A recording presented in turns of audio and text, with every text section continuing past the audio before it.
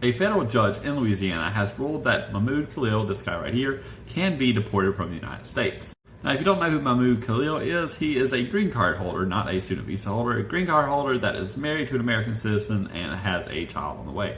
He also was a student at Columbia University, and during his time as a student at Columbia University, he was very pro-Palestine, pro-Gaza, and anti-Israel.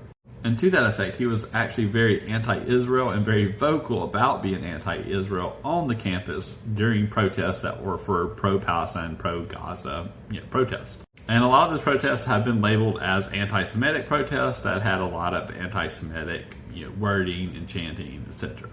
And because of that, when the Trump administration came into office, they started going for student visa holders who had participated in these protests that were deemed anti-Semitic, and he just happened to be caught up in the middle of that.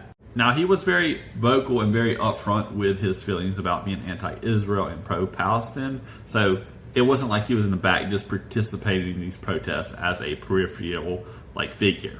And because of that, the U.S. State Department states that he is a detriment to the U.S. foreign policy on combating anti-Semitism, and because he is a threat to our foreign policy, he has to be removed from the country. And he has not been convicted of anything. He's never been convicted of any terrorist or supporting terrorism or violence or anything. He's not been convicted at all here. But being outspoken in anti-U.S. government policy is undermining of our foreign policy, and enough for the State Department to say that he has to be deported. And so that's where the Louisiana federal judge landed, stating that the State Department has the say to deport someone with a green card if they are speaking against foreign policy, I guess. Now, he has until April 23rd to come up with some legal argument to keep him in the country. If he doesn't have that by then, he's a Syrian citizen. He's a refugee from Syria. So I gotta assume that the place that they ship him back to would be Syria, which is in and of itself terrible.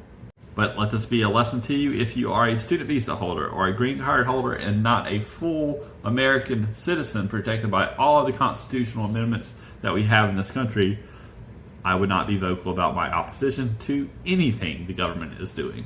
Because the U.S. State Department has single-handedly grabbed a whole shitload of power by saying anything that you say that is in contrary to our State Department's foreign policy means that you can now be deported.